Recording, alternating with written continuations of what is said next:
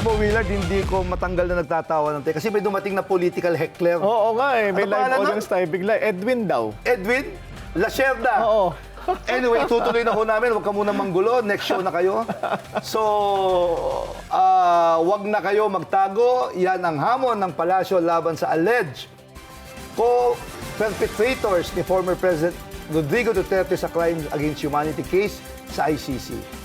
Agarang i-enforce ang future ICC arrest warrants laban sa kanila ayon kay Palace Press Officer Claire Castro.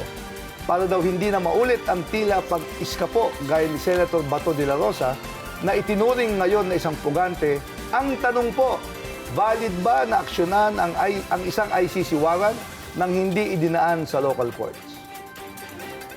At para mapag-usapan ng isyong ito, makakasama po natin ngayon sa memo ang isa sa common legal representatives of the victims, Attorney Gilbert Andres. Welcome to Memo, Attorney Gilbert.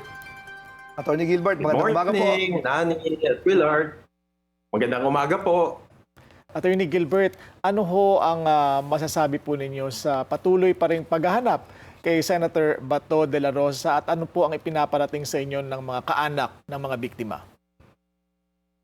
Well, para po sa mga kaanak, talagang sila po ay naghinagpis at nagsusumamo na sana po ay maaresto na po si Senator Bato de la Rosa.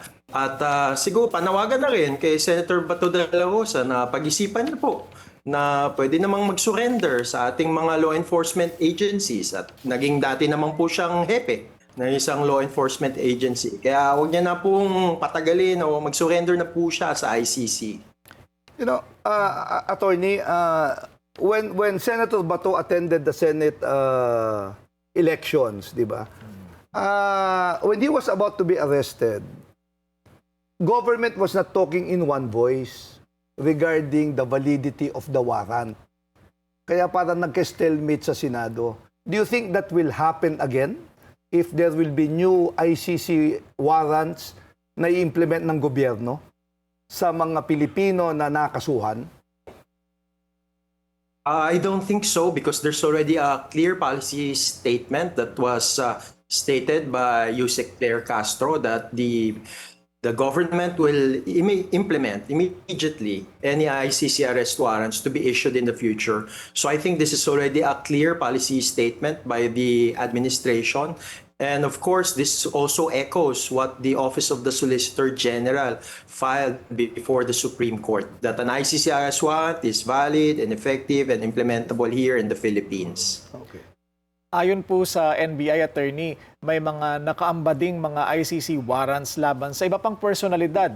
Ilan sa kanila mga pinangalan ng mga co-perpetrators. Sa tingin niyo ho ba ay susuko sila sakaling lumabas ang warrants o pahirapan din ang pag-aresto sa kanila?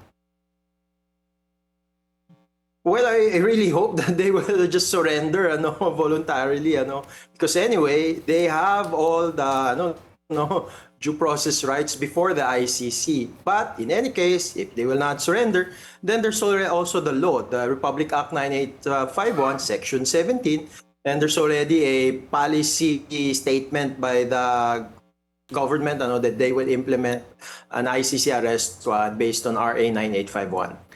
Attorney, anong expectation nyo? Justice Leonen announced this weekend na maglalabas ng desisyon yung Korte Suprema ngayong araw regarding the petitions that were filed sa Supreme Court habang nasa Senado si Senator Bato. By the way, are you a party to that petition that went to the Supreme Court? Particularly on the TRO, no? On the TRO issue? And some legal aspects po. Hindi po kami party po doon, okay. Opo, ako po ay abogado po before the ICC, just to be clear about it. And My apologies. Just to be clear, I think ang i-issue po ngayong May 25, Monday, ay yung resolution on the application, on the denial of the TRO and the status quo ante-order application. So I think hindi pa po yung main case, yung desisyonan, kundi yung resolution po that denied the TRO and the status quo ante-order application. So yun po yung antabayanan po natin. Doon makikita rin, attorney, kung nani yung mga separate opinions, concurring at dissenting opinions ng mga justices.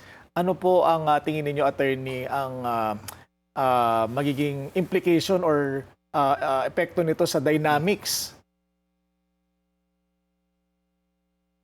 Opo, malaki yung implication ng denial of TRO and status quo ante-order kasi ibig sabihin po nito, there's no legal impediment for the executive to implement the laws of the land such as Republic Act 9851. At dahil po dyan, nagkaunangin po ng clear policy statement through USIC Clear na i-implement nga yung any future ICC arrest warrants, and there was also a clear policy statement through Justice Secretary Vida na itong ICC arrest warrant against Senator Bato ay implement nga ng ating law enforcement agencies. Attorney, it's a given na nandun na po si Pangulong Duterte sa The Hague, di ba? At may mga inissuean din na apparently ng mga warrant. Ito, lumabas na nga po itong kay Senator Bato at mukhang may mga sikreto pa na hindi pa nilalabas. Question lang po, sa bilang ko, more than 10 o 11 yung sinasabing kasangkot doon sa EJK nung panahon ni Pangulong Duterte. Why is it that yung mga low-ranking PNP chief or even low-ranking officers ng PNP that were allegedly part of the EJK, wala man lang nagpa-file ng kaso dito sa Pilipinas against them? Of course, I empathize with the victims of EJK. Opo, I think that's really the bone of contention at bakit wala, Kasi alam niyo po, gawin po noon. Ngunit, ito na lang po, ito po yung challenges for a criminal case, even against the direct perpetrators. Number one, meron pong mga ibang death certificates po, hindi po nakalagay yung totoong rason po, which is gunshot wounds. Ang nakalagay po, mga peking rason po, kagaya po ng pulmonya or heart attack po. May mga ganun po. Ikalawa po, kung humingi man po ang mga kaanak ng biktima ng spot report, ng police report, sa isang pulis sa stasyon, tinatanong po kagad sila, bakit? Para saan yan? Anong gagawin mo? Nakakatakot po yun. Totoo That's rin. really very intimidating, especially sa context na in a precinct and again sa police officer. Kasi po talagang pinoproteksyonan po nila yung sakiling kapakanan nila ng itong mga taong to, mga police officers po ito. Kaya it's actually really a challenge even here in the domestic Philippine setting to file against low-level perpetrators po. So in that instance, anong ebidensya ang bit-bit po nyo in behalf of the victims of EJK sa ICC? Kung dito pa lang, malabo na yung mga documentation ng extrajudicial killings down the line. So anong bit-bit yung ebidensya laban kay Pangulong Duterte doon at yung mga makukulong pa o mahuhuli pa if ever? Okay, I'll just make it clear, us as common legal representative of the victims, we're representing the victims. Ang talagang amin pong ebidensya ay patungkol po sa harm, suffered harm at victimization ng mga biktima. Hindi po namin duty po na to prove beyond reasonable doubt yung guilt ni Mr. Duterte. Yan po yung duty ng Office of the Prosecutor. Kaya may mga distinction po kami sa aming office at function po. So ang pinakita po namin, for example, ng February hearing ay yung biktimasasyon. Ano po ba talagang kalagayan ng mga biktima? Ano po ba, paano pinatay ang kanila pong mga kaanak? At ano pong naging dagok at na resulta dahil po sa pagpaslang sa kanilang mahal sa buhay. So yun po yung different roles po namin from the Office of the Prosecutor at ng Common Legal Representative of the Victims po. My apologies, attorney. Hindi kami abogado ni Boss Willard. So who will present the actual evidences of this killing sa ICC? Siyempre, may defense lawyer. Bago na. Di ba? So, yung prosecution na ICC prosecutors against President Duterte? Opo.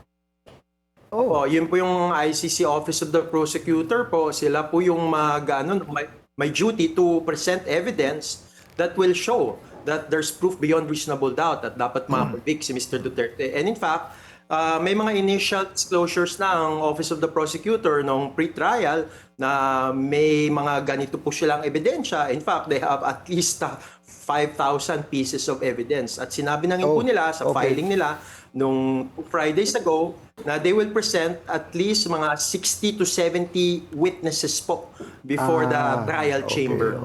Okay. May estimate ho ba kay attorney kung gaano katagal maglalast itong proceedings kung ganyan po karami ang mga ipipresent sa trial? 10 years? Totoo ba yun, attorney? Minimum of 10 years ito? Okay, ganito po Okay, ganito po. Ikumpara natin sa ibang mga cases. I'll be specific, merong prosecutor versus Al-Hassan. Isa pong si Al-Hassan, armed group leader, at meron po siyang, I think, mga 14 charges, of crimes against humanity at war crimes po. How many years did it took for the trial of Al-Hassan? It took about 4 years.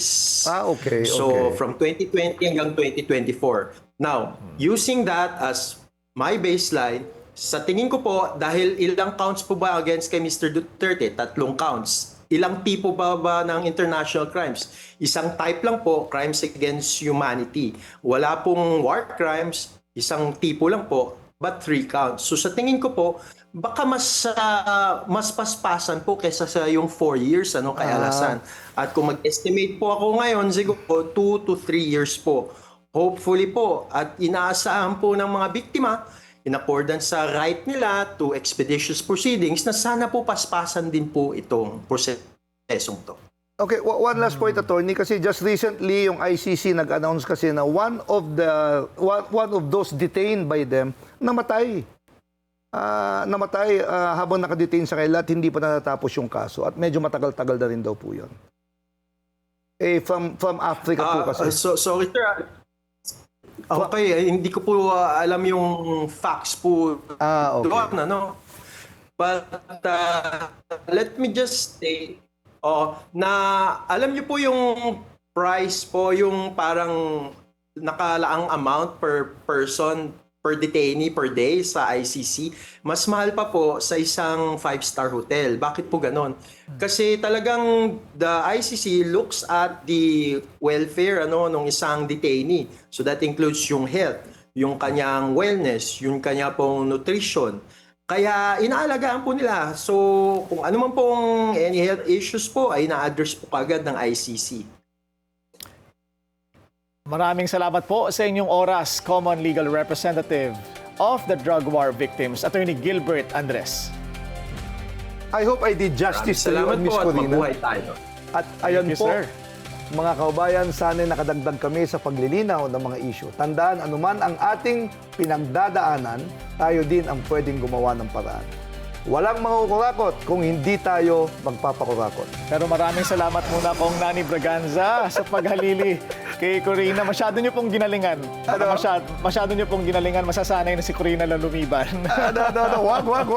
Idol ko yun. Nanonood ako ng show nyo. Kung hindi, si Secretary Edwin gusto rin sumali para segue na sa spokes. Nagpaparinig si Sec Edwin, ako naman. Mataas daw kasi ang TF. Si Corina ang kapalit. Dito? Opo. Uy, kasama yun sa pagsushow ko? Kahit taga-punas lang po ako ng mesa dito, okay na. Samahan ko kayo maningil mamaya, sir.